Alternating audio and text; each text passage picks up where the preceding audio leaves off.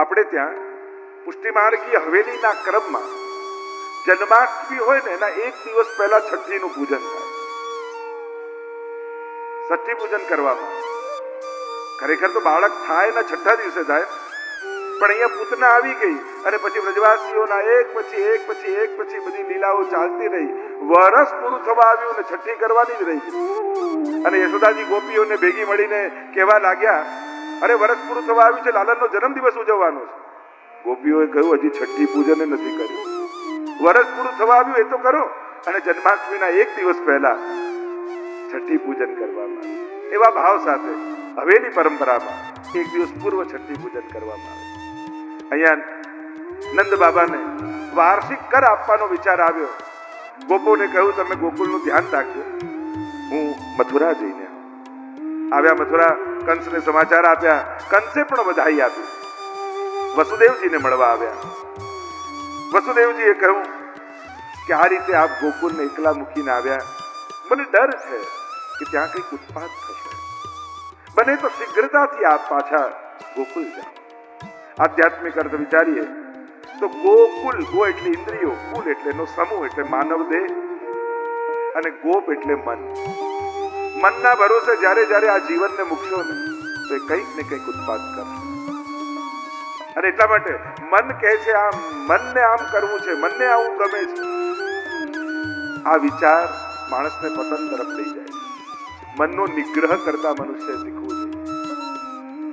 મને એવા મનુષ્યાણામ કારણમ બંધ મોક્ષયો, એ જ બંધન અને મુક્તિનું કારણ છે. જ્યારે જ્યારે મનના ભર, અને મોટા ભાગે આપણને બધાને પ્રશ્ન પડે હોય, સેવા કરવા બેસીએ તો અમારું મન ભટકે, પાઠ કરવા બેસીએ તો મન ભટકે, માળા કરવા બેસીએ તો મન ભટકે. મોટા ભાગે લોકોના પ્રશ્ન એ હોય ને, જો સેવા કરવા બેઠા એની કૃપાનું પ્રમાણ જો, તુરંત કૃપા થઈ. શું કૃપા થઈ? કે આપણને ભાન થયું કે મારું મન તો ભટકી રહ્યું. નહીં તો આખા દિવસમાં ક્યારે આપણને ભાન થાય છે કે મન ભટકે છે? પ્રભુ આગળ બેઠા એટલે તરત ભાન થયું. માળા કરવા બેઠા ત્યારે ભાન થયું ને. ઘણી વાર એમ થાય કે સેવા કરવા બેસીને આટલા બધા વિચારો ને ખોટા વિચારો ખરેખર આવતા નથી, આપણને છોડીને જાય છે. જેમ આંખમાં કાજળ લગાડ્યું હોય તો આંખને દેખાય નહીં, પણ તમે આંગળીથી આંખ કાજળ લઈને સામે દૂર કરો આંખથી તો જ દેખાય. એમ પ્રભુની આગળ બેસો ને તો લૌકિક અને દુર્વિચારો મનમાં રહી ન શકે, એટલે તમને છોડીને દૂર જાય એટલે તમને દેખાય. એટલે હંમેશા એમ વિચારું, વિચાર આવી રહ્યા છે એવું નહીં વિચારું, આ વિચાર પણ ગયો, આ વિચાર પણ ગયો, આ વિચાર પણ ગયો. આવું 5 વાર કરશો ને તો મન ઠાકોરજીમાં આવી જાય. બાકી આ મન એવું છે ને, પૂરેપૂરા તમને લૌકિક એ નહીં થવા દે અને પૂરેપૂરા અલૌકિક બી નહીં થવા દે. આ મન દોડાવે, ઘરે બેઠા હોઈએ ત્યારે વ્રજમાં જાય ત્યારે પોતે ઘરે આવી જાય. આ મનનો સ્વભાવ. ચંચલ હિ મન કૃષ્ણ પ્રમાથી બલવત દૃઢમ તસ્યાહમ નિગ્રહમ મન્યે વાયુરીવ સુદુષ્કરમ. ગીતાજીમાં પણ ભગવાનને અર્જુન પ્રશ્ન કરે છે, આ મન કેટલું ચંચલ છે. અને ચંચલતા મનનો સ્વભાવ છે, સહજ વૃત્તિ છે. જેમ આંખનું જોવું એનો નેચર છે, સ્વભાવ. તમે આંખ અડધો કલાક બંધ કરો તો બેચેન થઈ જશો, કારણ કે જોવું એનો સ્વભાવ છે.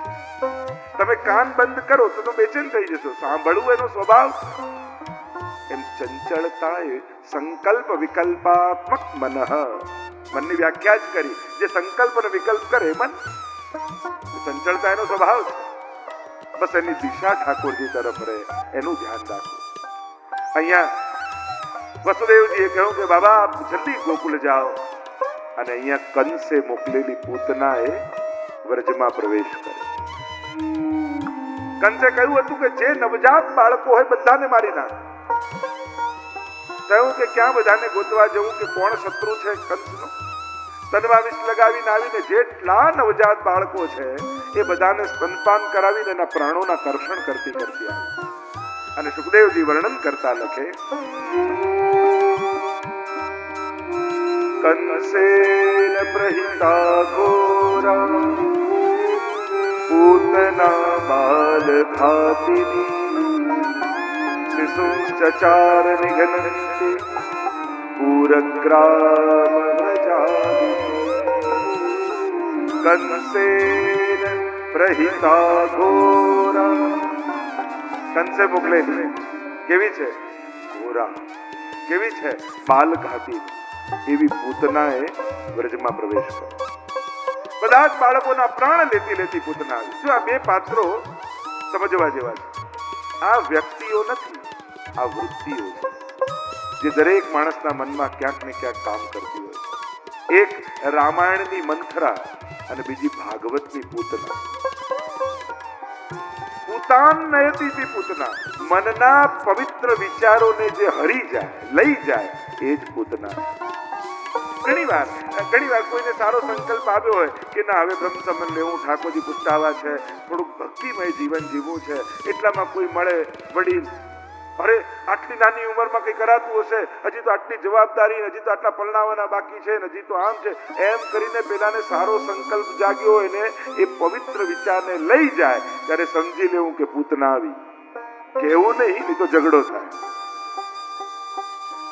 કોઈના પવિત્ર મનના સંકલ્પોને ક્યારે પણ એને હતાશ ન કરશો, એને પ્રોત્સાહિત કરો. કોઈ સંકલ્પ સારો કર્યો, કોઈ દાન આપવા જતું હોય, કોઈ સત્કર્મ કરવા જતું હોય, એના મનમાં શંકા નાખી એને સત્કર્મ કરતા રોકવો પણ પાપ છે. કોઈને પણ સત્કર્મ કરતા અટકાવવો એ અપરાધ છે, કારણ કે એના મનમાં આવો શુભ સંકલ્પ આવ્યો છે. આ પૂતના અને મંથરા વૃત્તિ બધું જ સારું ચાલતું હોય ને ખોટો વિચાર આપી જાય એ મંથરા. આ બંને વૃત્તિઓથી સમાજમાં બચવું. પૂતના બાળકોના પ્રાણ કર્ષણ કરતી કરતી આવી છે અને નંદાલયની બહાર આવી. મોટો દ્વાર દેખાયો નંદાલયનો. સમાચાર મળ્યા કે નંદ બાબાના ઘરે આટલા વર્ષે બાળકનો જન્મ થયો. સુંદરીનું રૂપ લઈને આવી, જાણે એમ લાગે ક્યાંકની રાણી હોય, અને નંદાલયમાં પ્રવેશ કર્યો. ત્યાં યશોદાજીની ગોદમાં લાલન હતા, અને ગોદમાં લાલન હતા. પૂતનાએ પ્રવેશ કર્યો એ ખબર પડી એટલે પ્રભુએ નેત્રો બંધ કરી લીધા. અનેક અનેક કારણો બતાવ્યા. પ્રભુએ દ્રષ્ટિ કેમ ના આપી, નેત્રો કેમ બંધ કર્યા? એક કારણ તો એ બતાવ્યું કે અવિદ્યા રૂપ પૂતના છે. પૂતના એ સાક્ષાત અવિદ્યાનું સ્વરૂપ છે, અને પ્રભુની દ્રષ્ટિમાં જ્ઞાન છે. જો જ્ઞાન અવિદ્યા પર પડે તો ત્યાં જ એનો નાશ થઈ જાય, તો પૂતના વધની લીલા ન થાય. મહાપ્રભુજી સમજાવે છે કે આ પૂતના મૂર્તિમંત અવિદ્યાનું રૂપ છે, અને આ અવિદ્યા પંચ પર્વા છે એમ સમજાયું મહાપ્રભુજી. આ અવિદ્યાના 5 પર્વ છે: દેહાધ્યાસ, પ્રાણાધ્યાસ, ઇન્દ્રિયાધ્યાસ, અંતઃકરણાધ્યાસ અને સ્વરૂપ વિસ્મૃતિ. આ 5 અધ્યાસથી પૂતના કાર્ય કરે છે. દેહાધ્યાસ એટલે દેહને જ સર્વસ્વ માનો. શરીર છે, લાઈફ મળી છે, મજા કરી લો, મર્યા પછી કોણ જોવા આવવાનું છે? આ દેહાધ્યાસ. બસ જીવન જાણે ભોગ માટે જ મળ્યું હોય. પ્રાણાધ્યાસ, યોગીઓને પ્રાણાધ્યાસ હોય, એમને એમ થાય કે બધું પ્રાણાયામથી જ ચાલે છે.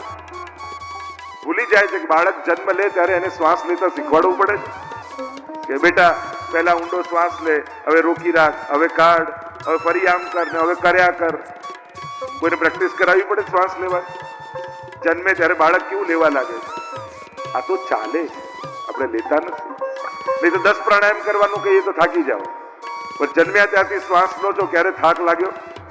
એમ થયું કે 50 વર્ષથી શ્વાસ લઉં છું, લાવ ને હમણાં કલાક આરામ કરી લો, તો કાયમનો આરામ થઈ જાય કે આ તો ચાલી રહ્યું છે.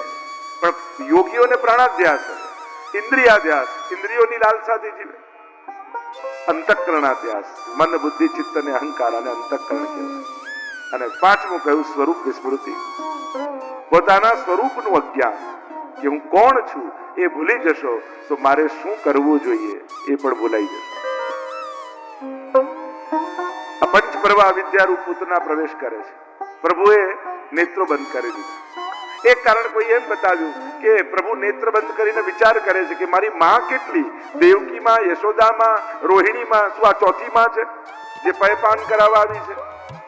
એક કારણ કોઈ એમ બતાવ્યું કે આંખ બંધ કરીને મહાદેવજીને યાદ કરે છે અને કહે છે કે હું તો માખણ મિશ્રી ખાવા વ્રજમાં આવ્યો છું, વિષપાન કરવું તો આપનું કામ છે, આપ આવો ને પીઓ.